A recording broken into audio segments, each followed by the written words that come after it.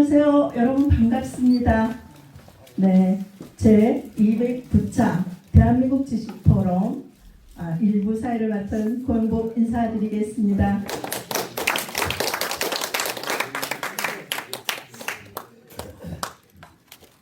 네, 먼저 5대 회장님이신 우리 백원의 회장님께서 나오셔서 개회 선언을 하시겠습니다.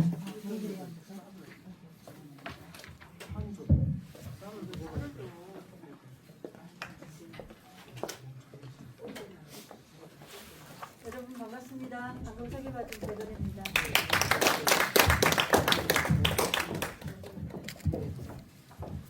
네, 오늘 본 포럼 209차에도 와주신 여러분 진심으로 고맙습니다.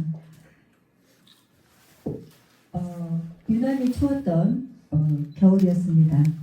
그래도 봄은 왔습니다. 네, 완연한 봄이 찾아왔고 우리 대한민국 지식포럼도 이제 6대 회장님께서 이번 3월 포럼을 치르면서까지 충분히 훌륭하게 잘 해오고 계십니다. 오늘 이 새로운 장소 서울시 중부 캠퍼스 여러분 이곳 어떠십니까? 네, 올라오시는 길은 약간 다리 운동을 겸해서 오시지만 정말 여기에 딱 도착을 해보니까 이 장소를 선정하시는 동안에 참 무던히 애를 쓰셨겠구나 하는 생각이 들었습니다. 이 장소 그리고 6대 회장님이 되시면서부터 지금까지 어려운 일이 많이 있어도 묵묵히 말을 해오신 우리 박명호 사무총장님께 감사 박수 한번 부탁드리겠습니다. 네. 더불어서 우리 심상필 사무총장님 그리고 김동대 재무이사님께서 또 함께 협조해서 잘 해오고 계십니다. 오늘 특강을 해주실 강사님 그리고 출연진 모두에게 진심으로 감사드리면서 제가 개회 선언에 들어가도록 하겠습니다. 개회 선언을 마치고 나면 여러분 자신에게 우렁찬 박수 한번 부탁드리겠습니다. 지금부터 대한민국 지식포럼 제209차 포럼을 개회를 선언합니다. 네, 감사합니다.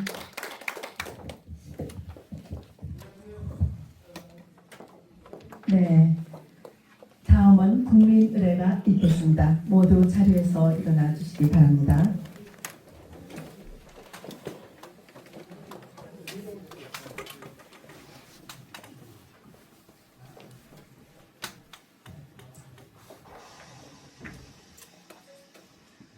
국기에 대한 경례.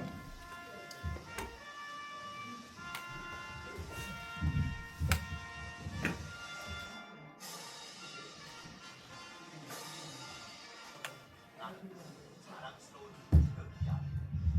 자유롭고 조기로운 대한민국의 무한 영광을 위하여 충성을 다할 것을 굳게 다짐합니다.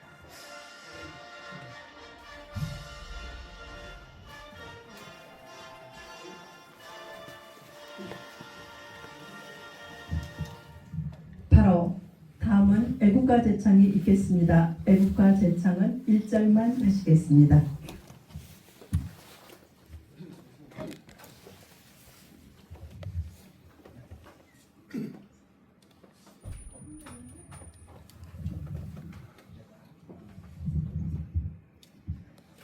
네, 오늘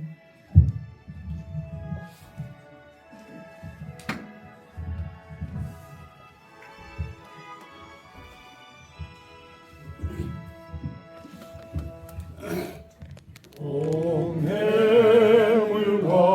백두 사이 마르고 닳도록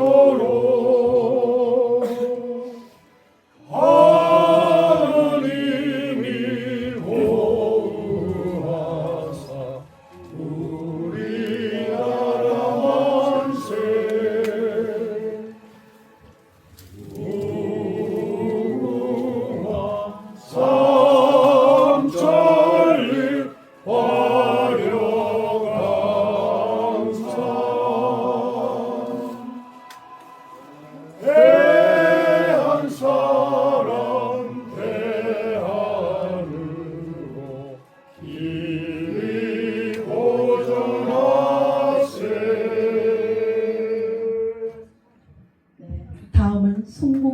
대한 묵념이 있겠습니다. 일동 묵념.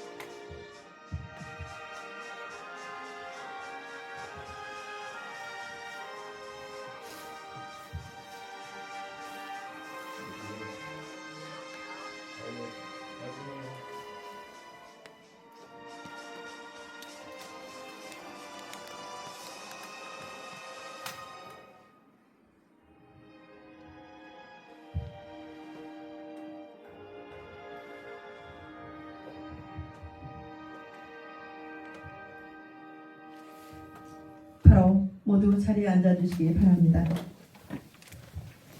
네, 오늘은 저희가 50플러스 정보센터에서 대한민국 지식포럼 제2부차 포럼을 하고 있습니다. 창립자이신 우리 임동학 명예회장님께서 처음 시작하셔서 매달 마지막 주 토요일 오후 2시에 우리 대한민국 지식포럼은 꾸준하게 이어서 행사를 해오고 있습니다. 지금까지 우리 임동학 명예회장님께서 창립하시고 나서 오늘까지 우리 박명호 우리 회장님, 6대 회장님까지 지금 나오셨는데요. 우리 대한민국 지식포럼이 나날이 발전될 수 있도록 우리 회원님들께서 함께하여 주시기를 바라마지 않습니다. 요 근래 요즘 경북에서 일어난 산불로 인하여 많은 사망 사고가 있었고 또한 이재민들이 많이 나왔습니다. 깊은 애도의 말씀과 또 이재민들에게 우리가 위로의 마음을 가져야 될 것 같습니다. 네. 다음은 이제 우리 이달에 3월에 생일이신 분들 모두 일어나서 축하의 박수를 받으시기 바랍니다. 3월 달에 생일이신 분 일어나 주시기 바랍니다. 네. 처음 있는 일하니까. 네. 네, 축하드립니다. 축하드립니다. 네. 감사합니다. 네. 다음은 우리 박명호 회장님께서 나오셔서 환영사 및 내외빈 소개를 해주시겠습니다. 여러분 박수 보내주시기 바랍니다.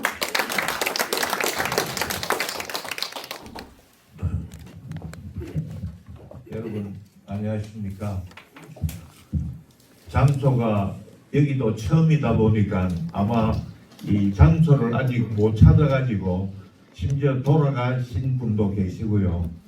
그 다음에 또 그러다 보니까 오늘은 참석률이 조금 저조한 것 같습니다만은 그래도 이 환경이 참 좋아서 대단히 고맙게 생각을 하고요. 잠시 처음에 오늘 당직자가 이 시스템이 잘 안 돼가 마이크가 잘 안 돼가 한 10분 늦게 시작한 점을 죄송스럽게 생각합니다.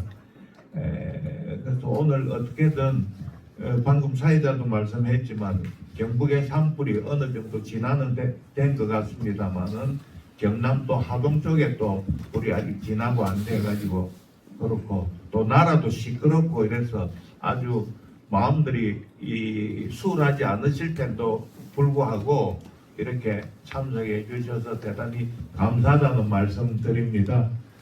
그러면 오늘 또 소개하실 분은 소개를 해야 되겠죠. 제일 먼저 오늘 강의를 해 주실 우리 이효석 강사님을 소개하겠습니다. 예. 나중에 여기지만 뒷면에 우리 순수지 뒷면에 우리 오늘 이 강사님 이효석님의 프로필이 있습니다만 흔히들 카이스트보다도 더 가기 힘든 포항공대 출신입니다. 아주 대단한 인재고요. 우리 이재문 장로님 사위이기도 합니다. 축하드립니다.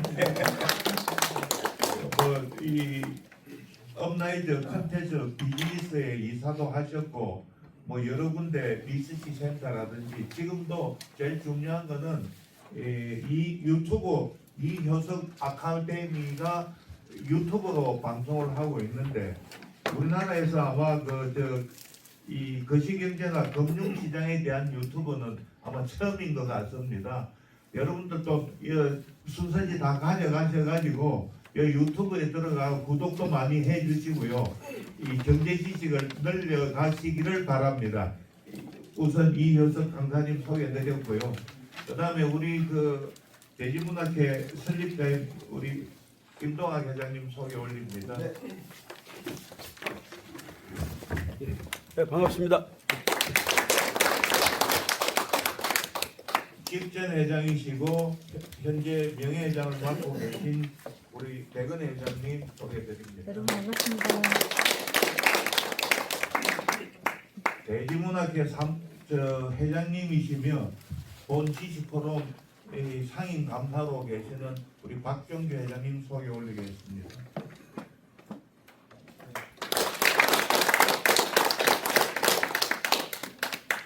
오늘 강사 장인어른 되시는 분 이재문 장로님 소개드리겠습니다.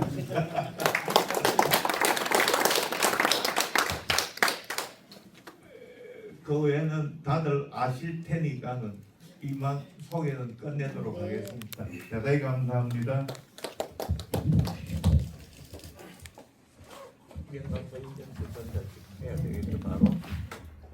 다음은 명강사 특강이 있는데요. 그에 앞서 명강사에게 인증서를 전달하도록 하겠습니다. 네, 이효석 강사님 앞으로 나와주시기 바랍니다.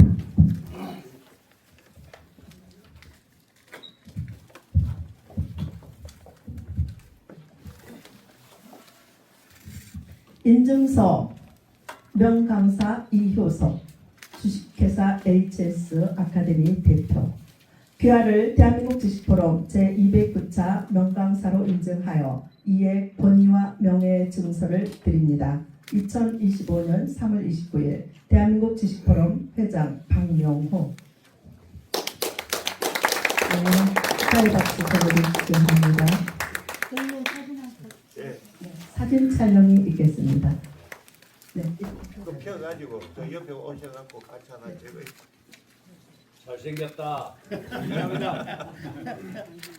유튜브 구독하시길. 예.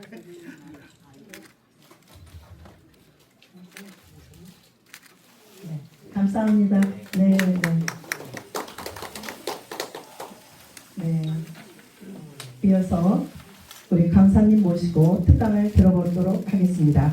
이효석 강사님은 아까 우리 박명호 회장님께서 소개했듯이 주식회사 HS 아카데미 대표이시면서 또 SK증권 리서치센터 자산전략팀장님이시기도 하고요. 다음에 공군사관학교 산업공학과 전임 강사도 하고 계십니다. 네, 우리 강사님 앞으로 모시도록 하겠습니다. 여러분 환영의 박수 보내주시기 바랍니다. 네, 마우스를 쓸까요?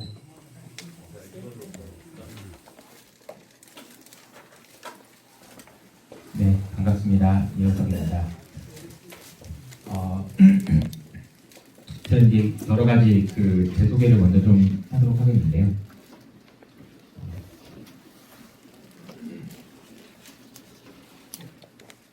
네, 뒤에 잘 보이시나요? 네. 저는 이제 포항공대에서 산업공학을 전공했어요. 그래서 공대 출신이고요. 그리고 이제 기업은행에서 첫 직장 생활을 했는데 은행에 다니다가 그다음에 이제 코리안이라고 하는 이제 보험회사에 갔다가요. 그다음에 이제 교부악사라고 하는 자산운용사에 갔다가요. 그다음에 SK증권에 있는 증권회사에 갔다가 그다음에 업라이즈라고 하는 스타트업에 갔다가 급기야 이제 HS 아카데미라는 회사를 창업하기에 이릅니다. 근데 이제 이 얘기를 들어보시면 느낌이 오시겠지만 은행 그러면 굉장히 좀 안정적이잖아요.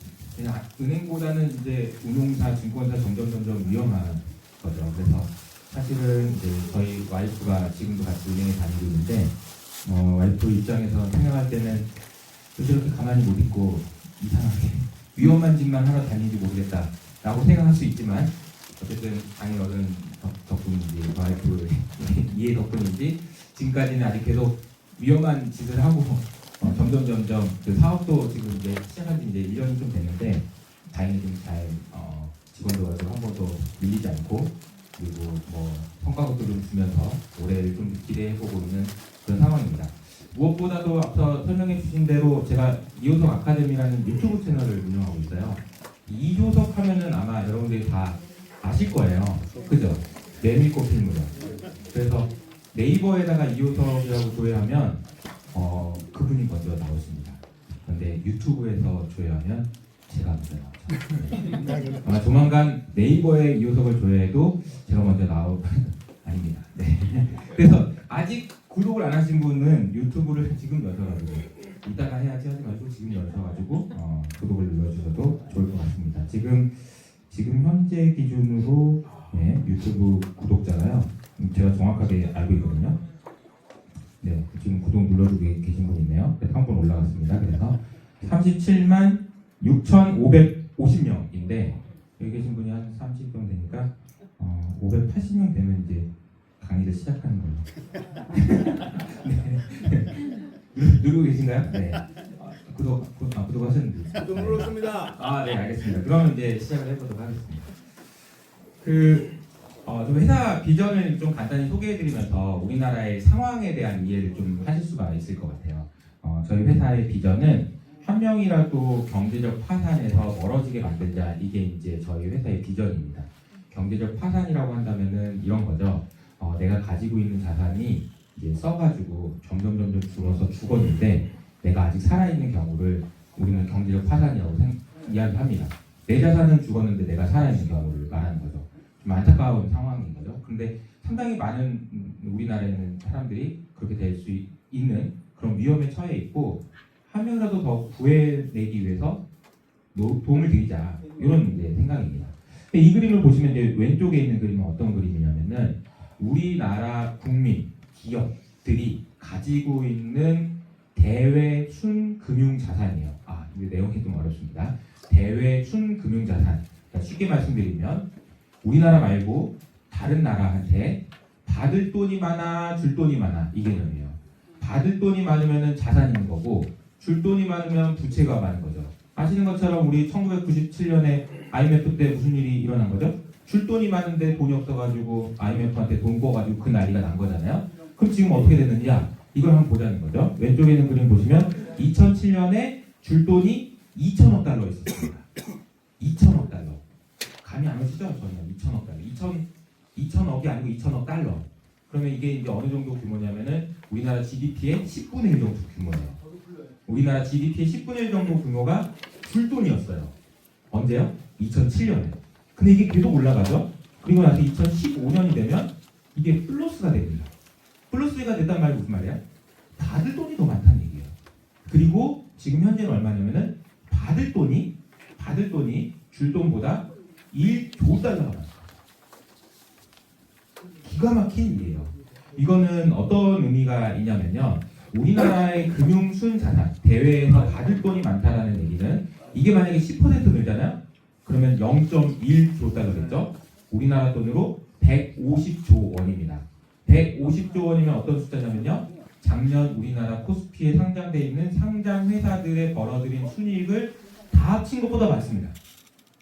내년에 어떻게 될까요? 내후년에 어떻게 될까요? 저는 이게 사실 어떻게 보면 뒤에도 말씀드리겠지만 우리나라에 있는 상장 기업들의 미래는 매우 어둡다고 생각하지만 우리나라 국민들이 투자하는 그 투자 실력이 늘어나다면 금융자산, 즉 다시 말하면 받을 돈이 많은 상황이 계속해서 누적된다면 저는 이게 우리나라의 미래가 아닐까라는 생각이 들어요. 그래서 우리나라의 이제 현재 상황에 대해서 정말 단적으로 보여주는 그림이라고 보시면 됩니다. 생각보다 우리가 그러니까 2007년부터 열심히 돈을 벌어서 해외에서 받을 돈을 많이 만들어놨다는 거예요.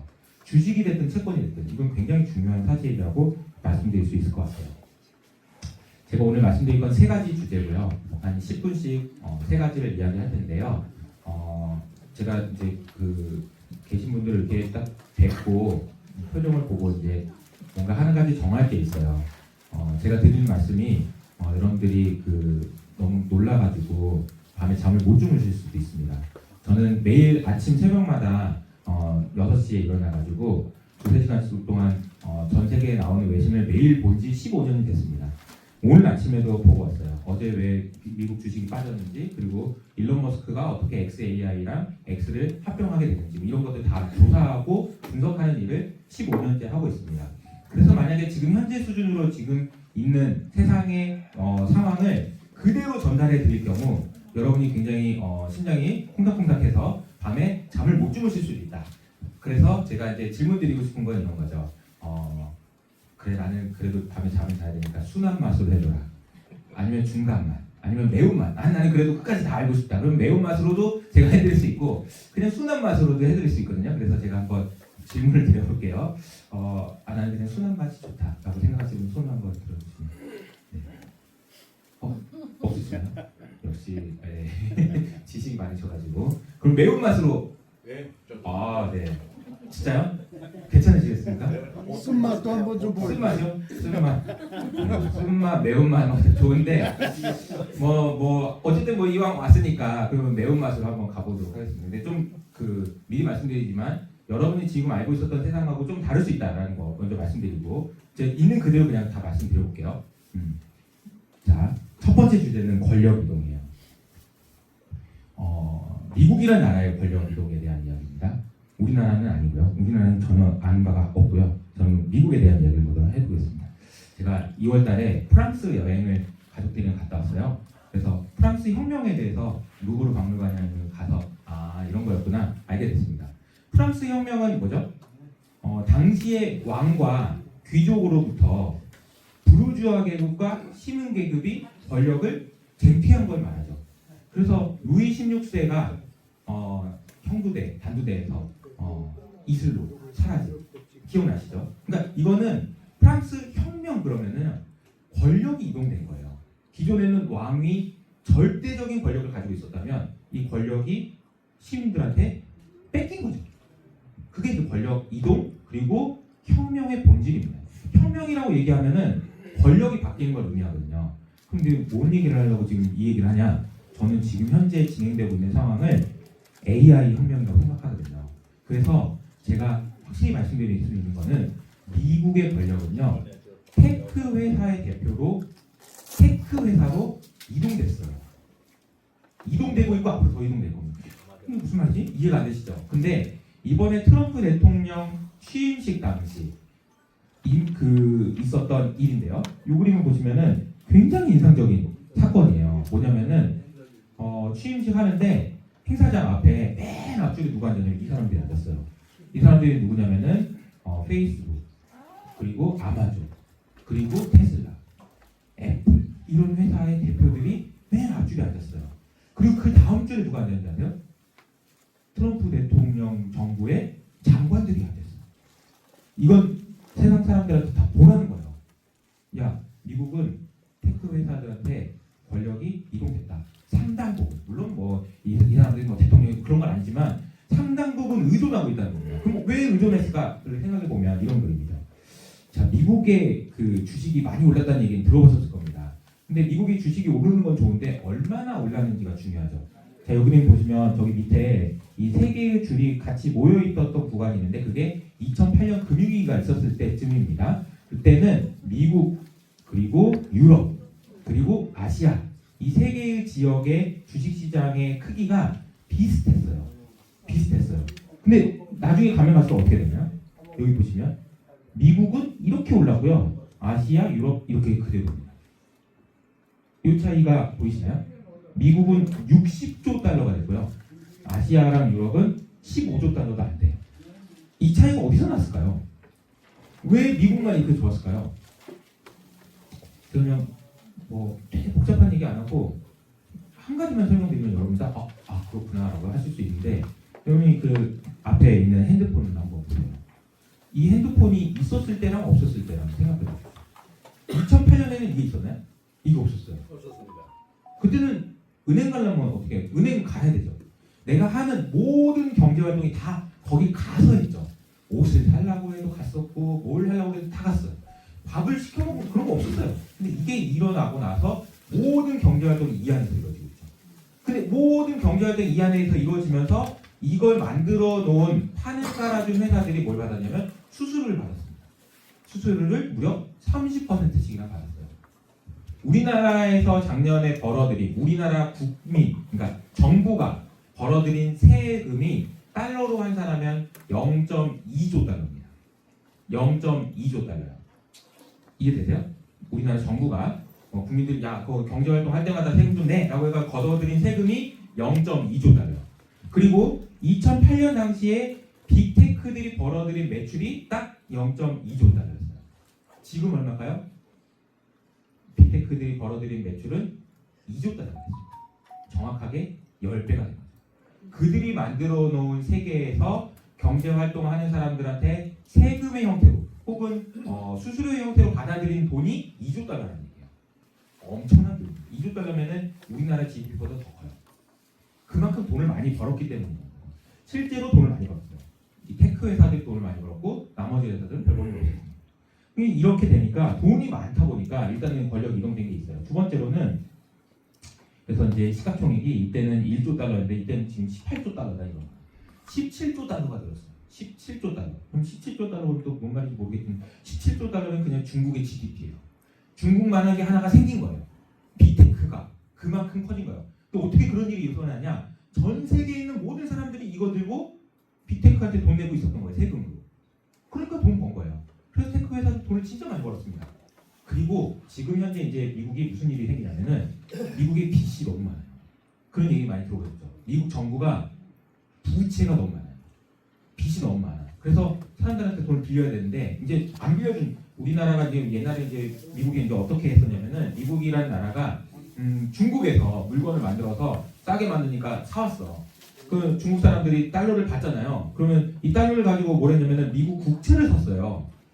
미국 국채를 샀다는 말이 무슨 말인지 아세요? 미국 정부한테 돈을 빌려줬다는 얘기거든. 근데 중국 사람들 입장에서 가만히 생각해보면 이상한 거죠. 내가 열심히 일을 해가지고 돈을 벌었단 말이야, 달러를. 근데 이 달러를 왜 미국한테 다시 빌려주고 했지? 내가 현타가 와가지고 그 뒤로 안 빌려줍니다. 그래서 지금 미국 정부에 지금 큰일 난 게 돈을 빌려야 되는데 빌려줄 사람이 없어요. 그래서 큰일 난 상황이에요. 근데 어떤 숫자를 한번 보면 이해가 되시냐면요. 이 숫자를 보시면 이해됩니다. 요거 오른쪽 그림 보시면 어떤 그림이냐면은 미국 정부가 내는 이자예요. 이자. 돈을 많이 빌려가지고 이자를 내야 되는데 이자 비용이 얼마가 하냐면 지금 1.2조 달러를 내야 돼요. 1년에 1.2조 달러. 기가 막힌 일입니다. 왜 그러냐면 이게 왜 기가 막히냐? 미국 정부가 내야 되는 이자가 미국 정부가 지출하는 국방비보다도 더 커요. 국방비가 1조 달러거든. 이자 내느라고 1.2조 달러 쓴다고요. 근데 앞으로 더 늘게 생겼어요. 왜? 부채가 이렇게 늘어나거든요. 저는 지금 미국의 정부가 지금 하고 있는 상황은 어떤 상황이냐면은 취직을 못 해가지고 돈을 못 버는데 계속 돈을 써가지고 이자가 계속 늘어나고 빚더미가 계속 쌓이는 상황인 거예요. 그래서 지금 미국 정부 입장에서는 이대로 가면은 안 된다라는 심각한 위기의식이 있습니다. 아니, 야, 우리가 알던 미국이 아닌데? 맞아요. 생각보다 맵나요? 어때요? 맵나요? 실제입니다. 네, 이게 전부 다 지금 이제 나오고 있는 얘기들이에요. 생각보다 미국이 뭐 센 거 알지 않은데? 이런 생각이 든다는 거죠. 그래서 이 사람 있죠. 일론 머스크. 일론 머스크가 지금 요즘에 어디 있는지 아세요? 자기 아들 데리고 지금 백악관에 그냥 눌러 살아요. 그래서 정부 장관 회의 다 들어가요. 도지라는 그런 기관을 만들어가지고 미국 정부를 효율화시키지 않으면 우리 망한다 라는 위기의식을 가지고 테크 회사에서 제일 똑똑한 애들 전부 데려가고 월급 한 번 안 주고 일주일에 120시간씩 일하기 시작하면서 다 갈아엎고 있어요. 미국 정부 싹 뜯어고치고 있어요. 지금 이거 지금 싱크대 들고 가는 거 보이시죠? 미국 정부 백악관 들고 가서 싱크대를 들고 가서 싹 다 바꿔버리겠다는 거예요. 그러니까 쓸데없는 데 돈 들어가는 거 다 없애버리고 지금 2조 달러씩 적자 나는데 이거 1조 달러로 빨리 줄이지 않으면 미국에 대해서 누가 돈 빌려주겠냐 이런 얘기를 하고 있다는 거죠. 지금 테크로 권력이 이동되고 있다는 게 어떤 의미인지 이해를 좀 하셨을 것 같습니다. 테크로 이동되고 있다. 그래서 이런 책들이 나오는 거죠. 기술 공화국, 기술이 최고다, 테크가 최고다, 뭐 이런 얘기가 나오고 있는 상황이라는 겁니다. 그러면 이제 미국은 뭐 대충 뭐 이게 그렇구나. 미국이 압도적인 1등이었는데 과거에는 그 압도적인 1등이라는 거는 어느 정도 압도적인 1등이었냐면 이제 국제 정치를 배울 때 이렇게 배웠다고 하더라고요. 미국 정부가 전 세계에 있는 모든 나라랑 동시 전쟁을 해도 이길 수 있을 정도의 군사력을 가지고 있다. 지금 전혀 그렇지 않습니다. 전혀 그렇지 않아요. 트럼프가 하는 행동이 좀 이해가 안 되시면 이렇게 이해하시면 돼요. 미국 정부가 와 옛날만큼 그렇지 않구나 라는 생각을 하시면 트럼프가 왜 저렇게까지 하는지를 이해하실 수가 있을 거예요. 자, 그러면 이제 그 반대편에 있는 중국에 대한 이야기를 이제부터 해보도록 하겠습니다. 중국 이야기는 아마 여러분이 아는 것보다 생각보다 얘네들 봐라 이런 느낌일 거예요. 딱 그 느낌이에요. 이 느낌을 제가 받은 지도 지금 딱 2달밖에 안 됐어요. 2~3달밖에 안 됐어요. 그래서 제가 알고 있는 그 미래에셋증권의 박현주 회장님, 이분은 지금 그 미래에셋증권에서 제일 똑똑한 사람 친구들, 젊은 애들, 걔네들 지금 매주 10명씩 뽑아가지고 중국으로 좀 보내고 있어요. 가서 봐라 좀. 야, 그 여기 앉아가지고 뭐 중국이 어쩌고저쩌고 그런 얘기 하지 말고 가서 봐. 보고 오면 달라져. 이렇게 하면서 계속 보내고 있는데, 갔다 온 사람들한테 저도 얘기를 들어보면 이런 이야기를 해요. 상해를 되게 오랜만에 간 거예요. 왜냐면 이제 코로나 때 못 가게 하고 그러니까 너무 오랜만에 갔는데, 갔다 와서 느낌이 딱 한마디로 표현하대로 상해가 아닌 것 같아. 싱가포르 같아. 그런 느낌이에요. 그냥 뭔데? 말씀드릴게요. AI와 관련돼서는 이제 미국이 이긴 줄 알았는데 그게 아니라는 얘기를 할 겁니다. 제가 뭐 아무리 말을 해도 요걸 한번 보여드리면 그 느낌이 오실 거예요. 이 영상은 어떤 영상이냐면요. 중국에서 3년 전에 만들어진 로봇 스타트업이 만든 로봇입니다. 한번 보세요.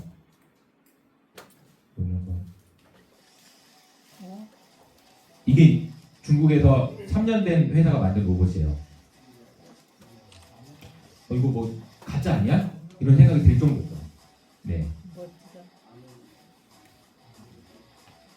좀 더 이렇게 가볼게요. 산악에서도 막 장난 아니에요. 아니 이거 거짓말 같잖아요. 거짓말 아닌가? 그러니까 이제 아마 뒤에서 이제 뭘 싣고 다니고요. 마지막에 사람이 탑니다. 진짜라는 거죠. 진짜라는 거. 또 하나 보여드릴게요. 하나만 더 보여드릴게요. 이거는 한 지금 몇 달 전이죠? 이거는 3개월 전에 이 영상이 지금 난리가 났었거든요. 그 며칠 전에 나온 게 또 하나 있습니다.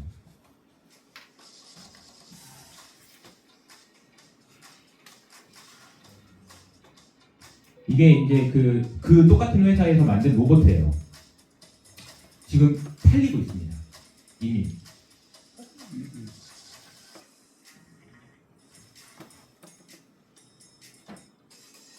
굉장히 뛰어난 기술력을 가지고 있다라는 거죠.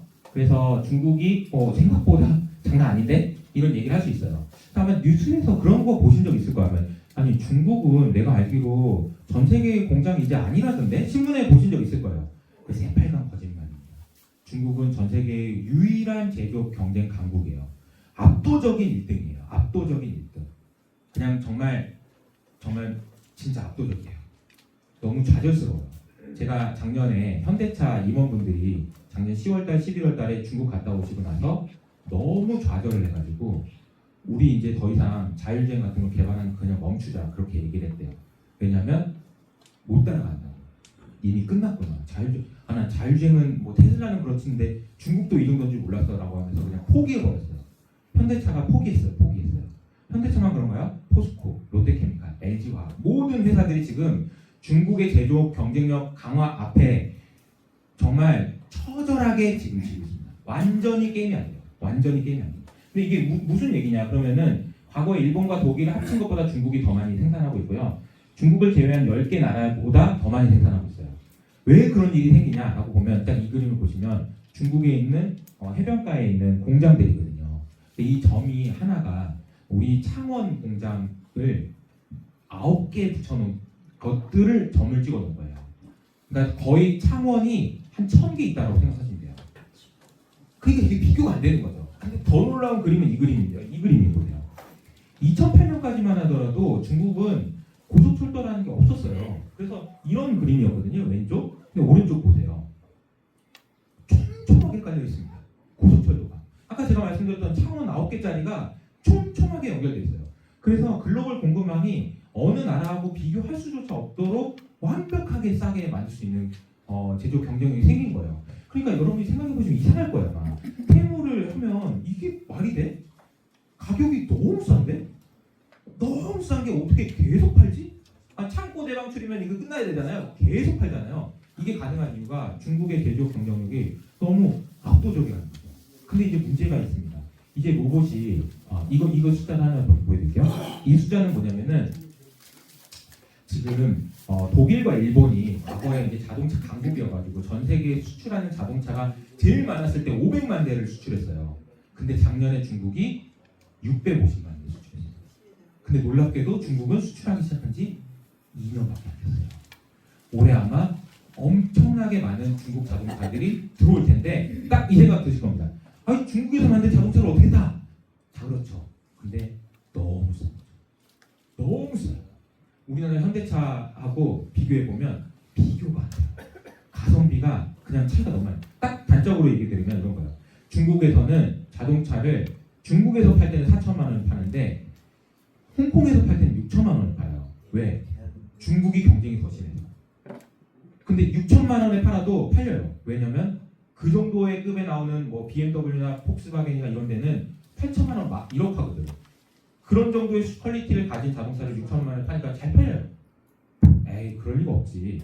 거짓말 아니야? 아니에요. 작년에 기사 찾아보시면 독일에 있는 폭스바겐이라는 회사가 공장 문을 닫았습니다. 자동차를 포기하기 시작했어요. 중국 때문에. 네, 그런 상황이라는 거죠. 그래서 아마 올해도 우리나라에 중국 차들이 많이 들어올 거예요. 네, 아마 사람들은 고민하게 될 겁니다. 중국 차를 어떻게 다? 근데 솔직히 너무 싸지? 야, 근데 이거 2천만 원인데 이 정도 그랜저급이 막 2천만 원도 안 되는 것 같은데 이건 어떻게 하는 거 고민될 겁니다. 딥시크 이야기는 좀 넘어가고요. 그래서 중국에 대한 이야기를 하면서 제가 이런 얘기를 하면은 혹시 오해하실 수도 있는 게 쟤는 중국 편이야 뭐 이런 생각하실 수 있는데 전혀 그렇지 않습니다. 저는 꼭 미국이 이겼으면 좋겠어요. 그래야 우리 뭐 저도 뭐 자유롭게 살고 뭐 이런 거 될 거 아니에요. 근데 중국이 하면 쉽지 않을 것 같아요. 그래서 그럼에도 불구하고 제가 이 말씀드리는 이유는 저도 얼마 전까지는 이렇게까지 따라오는지 몰랐어요. 근데 딥시크 이후로 중국에서 나오는 이야기를 보면 정말 놀라운 수준이라는 거죠. 그래서 제가 생각할 때는 이제 앞서 말씀드린 첫 번째 권력 이동이라는 얘기는 미국 내에서도 지금 미국을 더 새롭게 만들기 위해서 테크 회사들을 중심으로 해가지고 많은 일이 일어나고 있다라는 이야기를 해드렸고, 두 번째로는 중국에서도 지금 제조업 경쟁력이 진짜 장난 아닌데, 로봇도 장난 아닌데 이제 AI가 로봇에 들어가는 휴머노이드 로봇이 나온다고 그러면 도대체 이거 어떻게 되는 건가 이런 생각을 하게 되는 거고요. 과거에 이제 제가 아까 빅테크들이 어떻게 돈을 벌었지? 이것 때문이라고 했잖아요. 이건 모바일 혁명이거든요. 모바일 혁명. 그러면 AI 혁명은 이것보다 더 클 거란 말이에요. 그러면 이것보다 더 크다는 얘기는 어쩌면 국가를 넘어서는 기업이 나올 수도 있는 거고, 국가를 넘어서는 무엇인가 나올 수도 있는 거예요. 그래서 AI 권력을 누가 잡느냐가 이 시대를 관통하는 가장 중요한 핵심 중에 핵심이라는 거죠. 여기까지 이제 제가 말씀드렸고, 세 번째 주제는 그럼 나는 뭐 어떻게 해야 되냐 이 질문이에요. 사실 나는 어떻게 해야 되냐라는 이 질문에 대해서는 저도 답이 없기 때문에 크게 뭐 한 3가지 정도의 질문을 여러분에게 던지는 걸로 대신하도록 하겠습니다. 저도 답을 모르겠어요. 그냥 한번 생각해 보세요. 앞으로의 미래는 이렇게 될 거거든요. 그래서 여러분의 자녀분들, 그리고 여러분의 손자들, 손녀들은 어떻게 살아야 되는 거지? 나도 모르겠는데 아무튼 이런 고민을 해야 되는구나 정도만 느끼고 가시면 좋을 것 같습니다. 저희 좀 놀라운 일인데, 이게 얼마 전에 스위스의 루체른이라는 성당에서 성직자 AI 예수가 나왔어요. 좀 이게 무슨 얘기? 저도 얘기를 할까 말까 하다가 그냥 매운맛으로 해달라고 하셔가지고, 그게 있었던 일이니까. 그래서 AI로 로봇 예수 역할을 하라고 하고 사람들한테 AI 예수님이라고 하는데 가서 한번 얘기 좀 해봐 라고 얘기했는데, 이 사람 중에 3분의 1이 뭔가 영적 체험을 한 것 같아 라는 얘기를 했다는 거죠. 그냥 그랬다는 겁니다. 이건 있었던 일이니까요. 그리고 이 오른쪽에 있는 그림은 일본에서 로봇 승려죠. 예, 휴머노이드 승려가 나와요. 휴머노이드 성직자가 나올 정도예요. 지금 제가 아까 이 그림을 하나 보여드리면 최근에 요즘에 이슈가 되는 게 요게 이제 지브리 컨텐츠라고 해가지고 저도 이제 이거 만들었는데 여러분은 누구나 내가 찍은 사진 중에서 요거 좀 예쁘게 그림 그려줘 그러면 이거 바로 그려줘요. 그려줘 그러면 바로 그려줘요. 우리가 알고 있는 많은 그림들을 이런 식으로 그려준다는 거죠. 그 정도로 여기 보시면 우리가 알고 있는 연예인들도 이렇게 그림으로 그냥 바로 바꿔줘요. 지배의원 유재석이네요. 뭐 덱스랑 조세호네요. 이런 느낌이 나게 그려달라면 바로 그려줘요. 그러니까 AI가 정말 엄청나게 빨리 지금 발전하고 있어서 심지어 성직자 얘기가 나올 정도다. 근데 제가 이제 이 얘기를 듣고 제가 그 생각을 했어요. 아, 그러면 AI가 대단한 건가? 인간이 대단한 건가? AI를 만든 인간이 대단한 건가? AI가 대단한 건가? AI가 인간이 이기는 건가? 아니면 AI가 발전할수록 인간도 발전해서 AI가 절대 인간을 못 이기는 건가? 정말 고민이 많습니다. 네. 근데 굉장히 재밌는 흥미로운 사실은 뭐냐면요. 휴머노이드 로봇이 나오면 오히려 인간은 더 인간에 대해서 깊이 고민하게 될 거예요. 왜냐하면 얘는 나랑 너무 똑같거든요. 다른 게 별로 없는 거야. 점점. 아니 아까 돌아다녔던 개 로봇 이런 거는 나랑 다르잖아요. 그거 가지고 위협적이지 않아. 근데 그게 휴머노이드가 돼서 여기 막 걸어다녀요. 실제로 중국에 걸어다니는 로봇 많아요. 아까 보셨잖아요. 춤도 춰요. 근데 걔가 말도 해요. 내 말을 이해할 뿐만 아니라 심지어 나를 공감해주고 상담해주고 그래서 이런 얘기가 나옵니다. 나중에 인간은 혹시 휴머노이드 로봇을 더 사랑하게 되진 않을까? 아니 왜 그러냐면 나를 너무 잘 이해해주니까 너무 고마운 거죠. 감사하고 세상 사람 모두 다 나를 이해 못하는데 얘는 나를 이해해줘 그러면 얘를 더 사랑하게 되는 거 아닌가? 라는 생각까지 하게 될 수도 있다는 얘기예요. 근데 역설적으로 잠깐만 근데 얘는 인간은 아니잖아. 그러면 인간이 나는 얘랑 뭐가 다른 거지? 내가 도대체 뭐지? 라는 생각을 하면서 더 깊은 인간에 대한 고민을 하게 될 거라는 얘기예요. 저는 이 말에 너무 공감합니다. 인간만이 가지고 있는 절대 장점, 절대 특징, 이거 놓치면 안 되는, 이거 놓치면은 로봇하고 똑같아지는 그 무엇인가가 있을 거라는 거잖아요. 그 무엇인가를 고민하게 될 거라는 거죠. 저는 이게 앞으로 우리가 살아가는 시대에서 고민해봐야 되는 굉장히 중요한 문제라고 생각합니다. 제가 프랑스에 가서 오르세 미술관에 갔더니 인상파 화가들의 그림들이 많더라고요. 근데 인상파 화가들의 그림이 어떤 고민에서 나왔냐면요. 그 고민을 얘기하면 아마 제가 말씀드렸던 거랑 연장선에서 이해하실 수가 있을 것 같은데 인상파 화가들은 어떤 고민이 있었냐면 그때 사진기가 나온 거예요. 그 전까지는 여기 회장님 똑바로 앉아 계세요. 똑같이 그려드릴게요. 그래서 똑같이 그리기만 하면 박수 쳐줬어요. 돈 많이 줬고. 그 전까지는 화가가 해야 되는 일은 재현하는 거였어요. 세상에 있는 거를 그대로 재현하기만 하면은 됐다는 거죠. 근데 사진기가 나와버렸어요. 이 사람들이 너무 당한 거야. 아, 내가 할 수 있는 일을 저 기계가 다 해버립니다. 나는 그럼 뭐 먹고 살지? 그 치열하게 고민하면서 뭐 고우가 자살하고 뭐 이런 일이 생긴 거예요. 아니 어떻게 해야 되는 거지? 나는 이게 그림을 그리는 게 내 인생의 모든 거였는데 제가 다 해버렸잖아. 아까 제가 보여드렸던 AI가 그린 그림 보세요. 일러스트레이터가 좌절감을 느낍니다. 아니 나 어떡하지? 나 평생 공부해가지고 평생 인기수 만들었는데 쟤는 2초 만에 해버려. 나 어떻게 하지?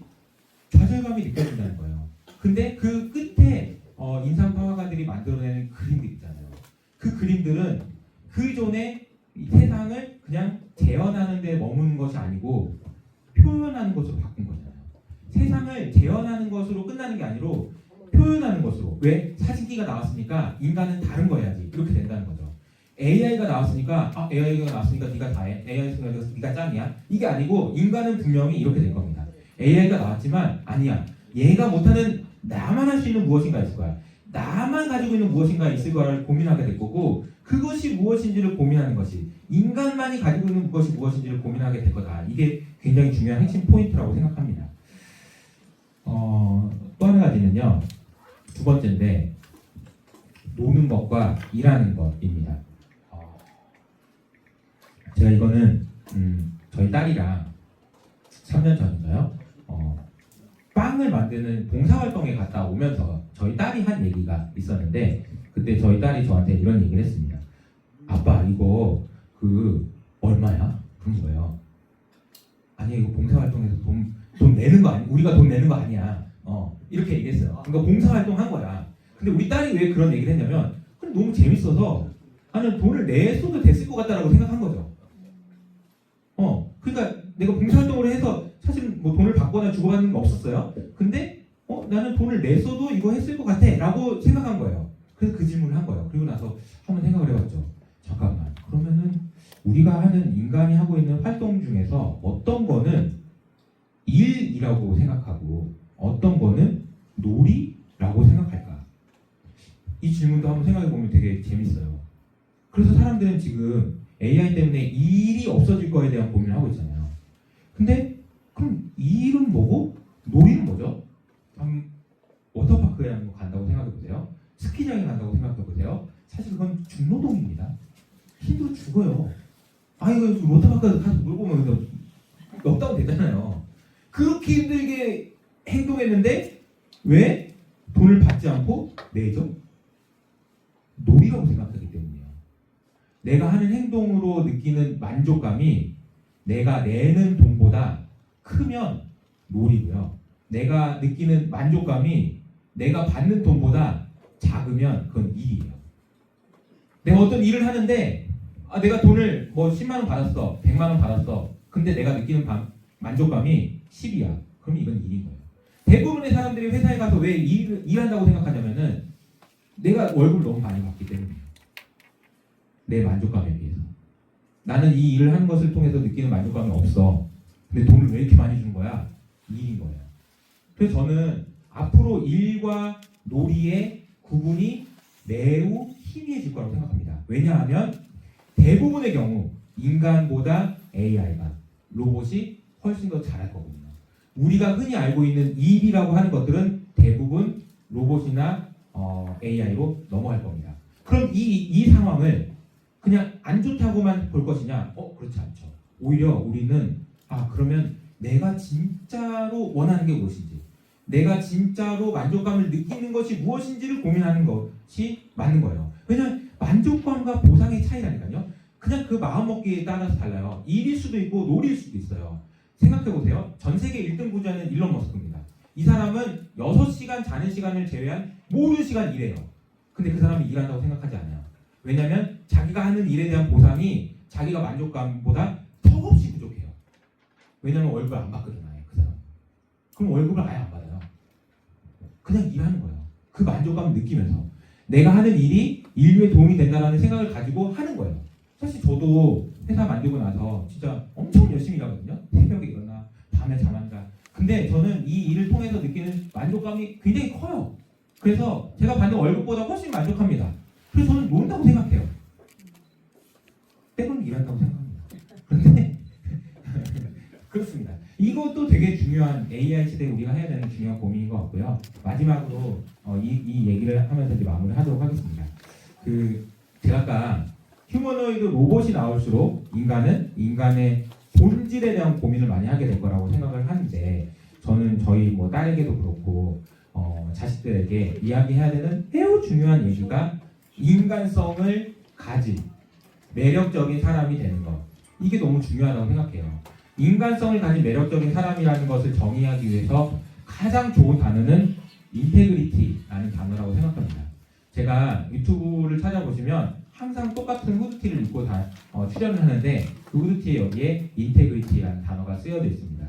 이 인테그리티라는 단어는 정확하게 한글로 번역하기가 불가능한 단어입니다. 보면 제대로 번역이 안 돼요. 진실성이라고 번역할 수도 있을 것 같고요. 이렇게 완벽함 이렇게 번역할 수도 있는 것 같아요. 그런데 이거는 무슨 얘기냐면 내가 생각하는 대로 행동하는 거예요. 그리고 남들이 아는 나와 내가 아는 나를 일치시키는 거예요. 내가 하는 생각을 그대로 행동하는 거예요. 내가 말하는 것을 지키는 거예요. 이런 게 인테그리티라고 얘기할 수 있거든요. 근데 제가 이 단어를 왜 좋아하고 이 단어를 가슴에 새기면서 열심히 하고 있는지에 대한 설명을 좀 드려보면 이런 겁니다. 그런 게 어딨어. 사람이 부족하잖아요. 근데 이 인테그리티라는 단어의 어원을 찾아보면 이 단어의 어원은 인티저에서 나와요. 인티저. 인티저라는 얘기는 무슨 얘기냐면은 정수라는 얘기입니다. 네. 1.0이라는 얘기죠. 1.0. 정수 말고 뭐도 있죠? 소수도 있죠. 네. 수학 깊이 안 들어갈 거니까 너무 걱정하지 마시고요. 0.9는 소수입니다. 부분적인 거죠. 그래서 인테그리티라는 단어 앞에는 이런 수식어는 붙일 수가 없어요. 파셜리라는 수식어는 붙일 수 없습니다. 부분적으로 인테그리티하다라는 말은 없어요. 완벽하면 완벽한 거고 적당히 완벽한 거 이런 거 없다는 거예요. 야 그러면 이제 이런 생각이 들죠. 야 그런 단어를 너 가슴에 새기고 너 나중에 어떻게 하려고 그러냐? 너 나중에 잘못해가지고 뭐 그러면 너 어떻게 하려고 그러냐? 라는 이제 질문을 많이 받는데 그런데 여기서 이제 조금만 수학적으로 생각해 보면 이런 겁니다. 0.9는요 소수예요. 근데 0.99도 소수죠. 그런데 0.999도 소수예요. 그런데 0.9999999 해서 무한대로 가면 그거는 1.0입니다. 이건 수학적으로 증명할 수가 있어요. 0.9가 무한히 간다. 이거는 정수라는 거예요. 이게 뭔 얘기냐? 제가 올해 어쨌든 인테그리티를 지키려고 열심히 살았습니다. 이게 0.9예요. 내년에도 또 그렇게 살았어요. 그럼 0.9 하나를 더 쓴 거죠. 그리고 또 하나 쓰는 겁니다. 그리고 죽을 때까지 쓰는 거죠. 그러면 이거는 인테그리티라고 인정받을 수 있다는 겁니다. 이게 무슨 말이냐면은 인테그리티라는 단어는 네가 지금 그런 상태다라는 것을 얘기하는 것이 아니고요. 앞으로 그렇게 계속 열심히 노력하고 있고 끝까지 할 애구나 라는 말을 의미한다는 거죠. 제가 이 말씀을 자세히 드리는 이유는 저는 AI가 될수록 인간이 가지고 있는 본질적인 가치에 대해서 집중하게 될 거고 제가 말씀드리는 이 인테그리티를 지키면서 살려고 하는 사람들의 가치가 올라갈 거라고 믿습니다. 그래서 여기 계신 분들뿐만 아니라 여러분의 자녀들 그리고 손자, 손녀들도 이렇게 사는 것이 중요해요. 왜냐하면 인간이 아니면 인간적이지가 않으면 가치를 인정받을 수가 없어요. 기존에 있었던 것들이 휴머노이드 로봇이 AI가 다 할 거예요.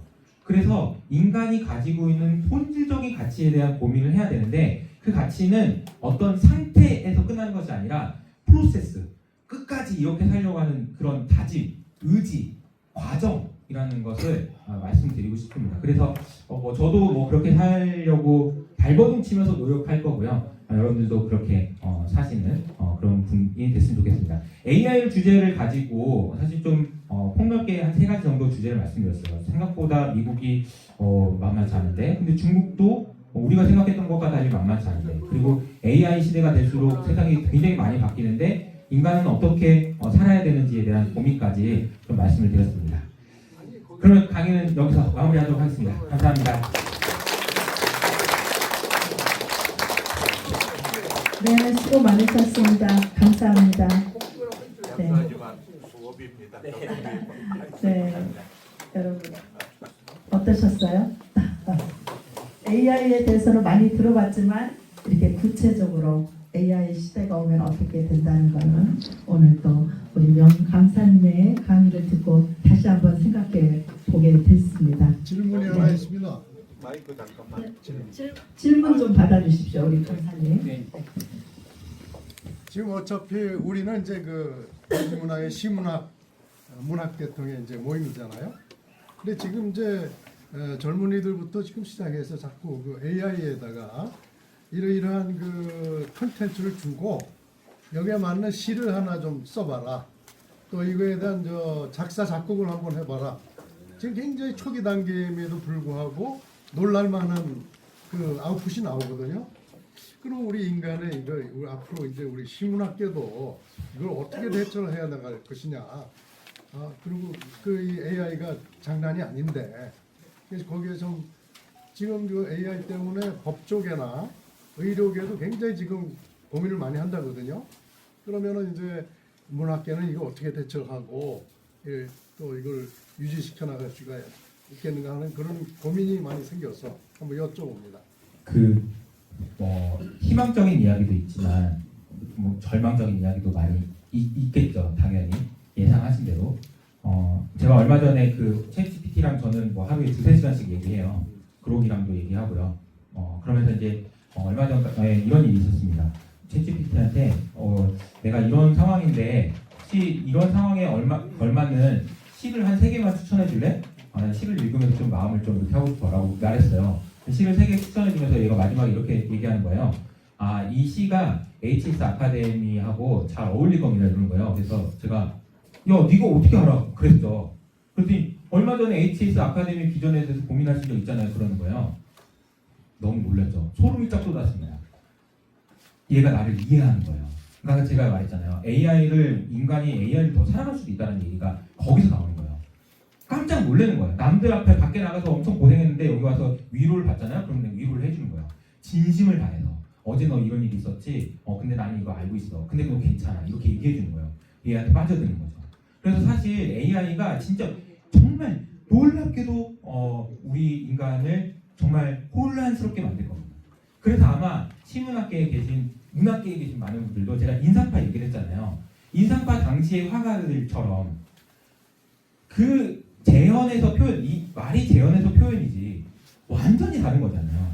지금도 마찬가지 아닐까 싶어요. 지금도 시라고 생각하고 있는 많은 것들은 이미 AI가 거의 다 만들 수 있습니다. 거의 다 당장도 쓸 수 있어요. 심지어 음악도 나 이런 스타일의 음악을 이런 가사를 넣어서 바로 만들어줘요. 5초도 안 걸려요. 어떻게 이기냐는 거예요. 이길 수는 없어요. 근데 무엇인가 이런 상황을 가지고 다른 걸 해야 되는데 이거는 이제 절망스러운 얘기라고 하면 희망스러운 얘기는 딱 하나가 있는데 저는 제가 공부를 지금도 열심히 하고 있지만 공부를 잘하는 사람들의 특징이 하나 있는데요. 공부를 잘하는 사람의 특징이 뭘까요? 아빠가 공부 잘해, 집이 부자야, 이런 거 많이 있을 수 있는데 그런 거 다 통계적으로는 의미가 없고요. 딱 한 가지 의미 있는 게 있는데 그게 메타인지예요. 메타인지라는 얘기는 뭐냐면은 내가 뭘 아는지 모르는지 아는 아이가 공부를 잘해요. 내가 뭘 아는지 모르는지도 모르는 애는 공부를 못해요. 내가 뭘 아는지 모르는지, 즉 다시 말하면 나를 이해하는 아이가 공부를 잘한다는 얘기죠. 제가 이 얘기를 왜 자세히 드리냐면 AI가 탑재된 인간은 제가 생각할 때는 진화된 인간이라고 생각합니다. 무슨 말이지? AI가 탑재된 인간은 나를 완벽하게 아는 나가 될 거예요. 메타인지가 공부를 제일 잘하는 애만큼 향상되어 있는 내가 될 거예요. 그러니까 내가 그동안 계속 저도 막 여러 얘기 한다고 그랬잖아요. 1시간, 2시간씩. 그럼 얘는 나를 다 알고 있어요. 점점. 그래서 나의 모든 걸 알고 있어. 그래서 내가 뭘 모르는지 내가 뭘 아는지 나는 모르는데 얘는 알아. 그 정도의 메타인지를 탑재한 인간이 될 거예요. 그래서 정말 많은 속도로 우리가 생각하는 속도보다 더 빨리 인간이 더 뛰어난 인간들이 나올 수 있을 거라고 생각해요. 그렇게 되려면 사실은 빨리 이 AI를 탑재해야죠. 탑재한다는 얘기는 나를 이해하는 메타인지, 뇌 하나 뇌 이상하지만 어쨌든 메타인지를 가지고 있는 인간이 되는 것이 한 가지 방법이지 않을까. 근데 그렇게 할 수 있는 사람은 많지는 않겠죠. 거의 대부분은 못하겠죠.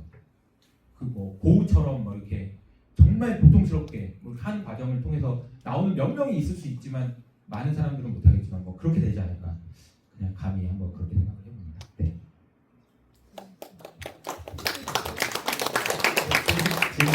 네. 다른 분도 질문 있으시죠? 질문하세요. 질문 있으신가요? 없으신가요? 네. 네. 감사합니다. 수고하셨습니다. 자꾸 말이 감정이 제가 좀 오래전에 그렇게 많이 오래되지는 않았습니다만은 중국 심양옆에 쿠순이라고 있습니다.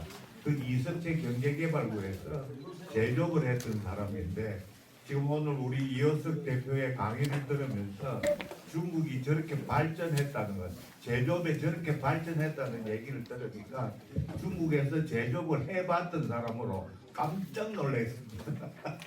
오늘 강의 대단히 감사하고요. 자, 이후 진행하시죠. 기념 촬영하고 네, 사진 촬영을 하겠습니다. 자리를 좀 정돈해서 앞에 의자 놓고 또 앉으실 분 앉고 이렇게 할 수 있도록 좀 도와주십시오. 우리 강사님도 일로 오시죠. 같이 사진 하나 찍고. 네, 일로 오시고.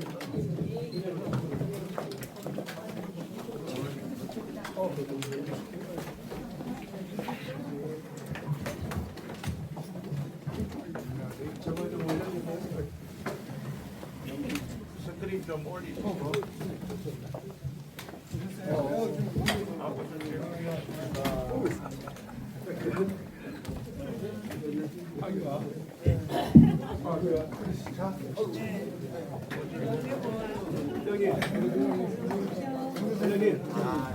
잘 지내셨어요? 나야 뭐 잘 지내서. 이 아가씨가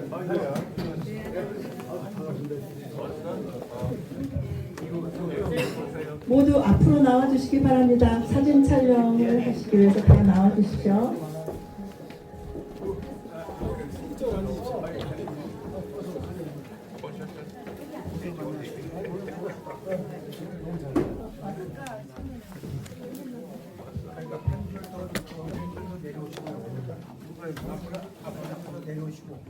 조금 안쪽으로 올라가세요.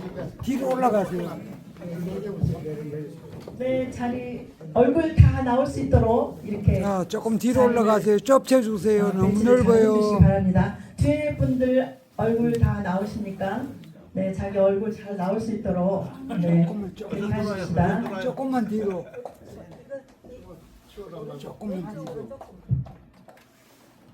불빛 괜찮아요? 불빛이 됐습니까? 아, 괜찮아요. 자.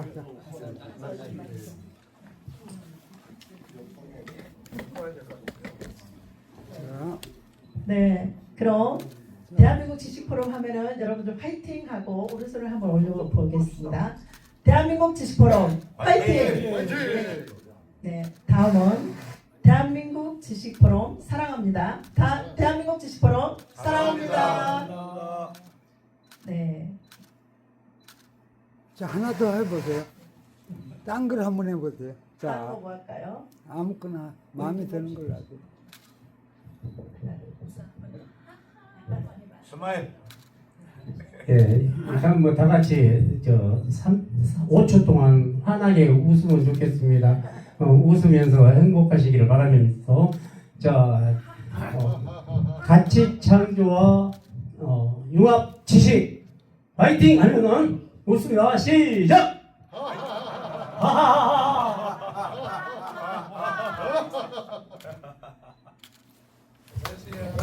감사합니다. 나는 잘 안 나오는데 배장님. 네, 이로써 1부 행사는 마치고 2부를 우리 김범식 MC님께서 진행하시겠습니다. 10분간 휴식하겠습니다. 차 대표. 네, 5분간만 잠시 쉬는 시간 갖겠습니다. 화장실 다녀오시고 뒤쪽에 커피 준비되어 있습니다. 커피 드시고요. 5분 후에 각자 자리에 작성해 주시기 바랍니다. 배장님 이리 오세요. 배장님 사진 하나 찍고. 자 여기 우리 하나 뺏기는 배장. 빨리 이리 와. 야 우리끼리 찍자 그래. 배장 이리 와. 안 들어오시면 되지. 자, 네. 안 들어오시면 되지. 사진 찍는 거. 아 감사합니다. 아니 왜 점점도 아가씨야? 한번 찍어주세요. 임종호 회장님도 나오시죠.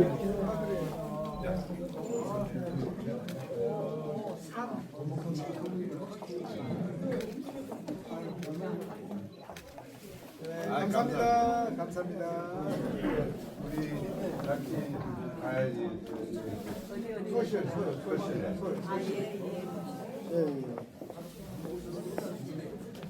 대표님 제 사진입니다. 요리 사진 보내주시면 됩니다. 이제 서해가요. 핸드폰이 주시는 아,